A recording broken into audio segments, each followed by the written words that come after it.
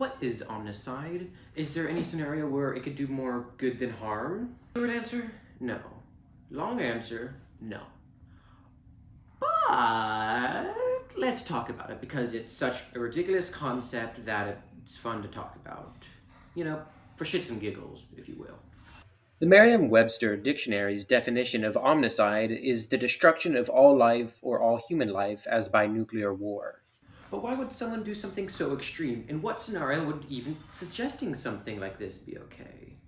Well, let's ask my friend here, the pessimist, Arthur Schopenhauer, about some of the thoughts about being alive.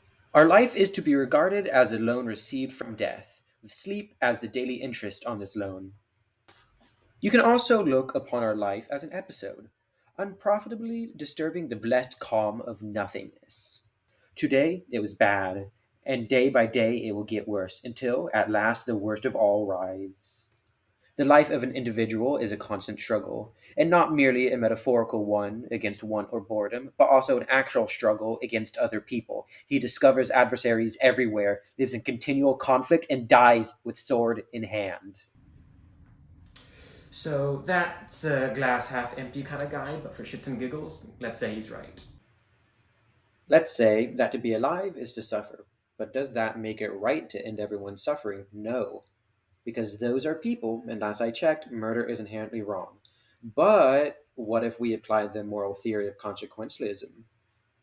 Consequentialism is defined by the Merriam Webster Dictionary to be the theory that the value, and especially the moral value, of an act should be judged by the value of its consequences.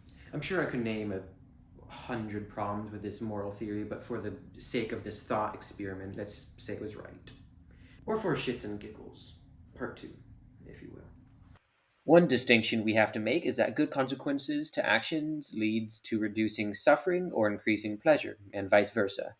Pleasure being any positive emotion or experience, and vice versa, part 2. If we were to apply Schopenhauer's pessimistic view on life with the moral theory of consequentialism, we could then justify omnicide on the grounds that people being alive causes more suffering than pleasure, and even though killing people is wrong, that doesn't matter because the consequence of killing everyone would be reducing suffering, thus being a good consequence. Well, guess it's time to get to work. But how should we do it? Well, the best way to do it would be to wait.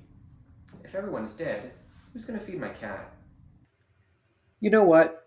On second thought, or thoughts part 2, if you will, just forget everything I said.